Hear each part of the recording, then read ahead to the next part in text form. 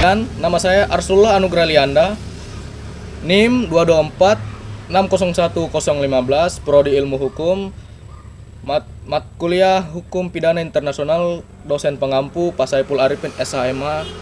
Di sini saya akan membawakan materi yaitu pelanggaran HAM berat atau extraordinary crime.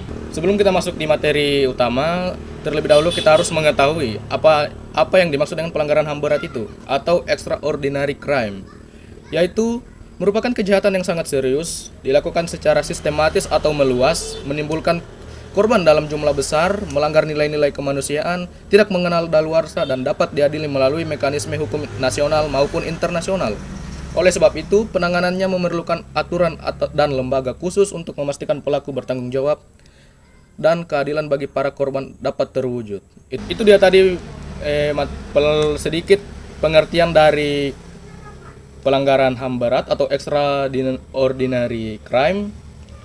Kita akan lanjut di apa itu dasar hukum pidana internasional, yaitu pertama, Statuta Roma disahkan pada tahun 1997, berlaku pada 1 Juli 2002, kemudian dibentuk pengadilan internasional yaitu ICC atau International Criminal Court yang berkedudukan di Den Haag, Belanda, untuk mengadili kejahatan seperti genocide yang diatur dalam pasal 6, crimes against humanity yang diatur dalam pasal 7, act of war yang diatur dalam pasal 8, dan act of aggression yang diatur dalam pasal 8 bis.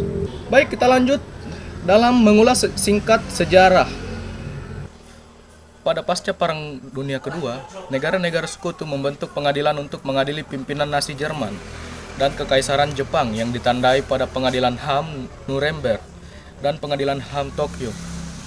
Setelah itu, PBB membentuk pengadilan ad hoc untuk mengadili kejahatan kemanusiaan di Yugoslavia atau di International Criminal Tribunal for the Former Yugoslavia pada tahun 1993, dan kejahatan genosida di Rwanda, International Criminal Tribunal Rwanda pada tahun 1994. Salah satu alasan dibentuknya pengadilan International Criminal Court karena adanya dunia internasional memandang bahwa ada kelemahan ini merupakan respon langsung untuk mengatasi berbagai kelemahan struktural, politisi, dan operasional dari pengadilan kejahatan internasional yang bersifat ad hoc atau sementara, sehingga dari dasar itulah lahirlah Statuta Roma sebagai dasar pembentuk International Criminal Court. Namun, negara Indonesia hingga saat ini belum mengadopsi atau meratifikasi Statuta Roma yang menjadi dasar pembentukan Mahkamah Pidana Internasional International Criminal Court. Baik, kita lanjut. Di dalam Statuta Roma dikenal dengan prinsip kewenangan International Criminal Court, yaitu pertama, prinsip unwilling International Criminal Court pasal 17 ayat 2, negara dengan lalai atau tidak mau mengadili orang-orang yang melakukan kejahatan tindak pidana internasional atau seakan-akan menunda-nunda persidangan atau juga ada niat melindungi, bisa juga pengadilannya tidak independen memihak, kata lain tidak mau, maka International Criminal Court akan mengambil alih kasus tersebut.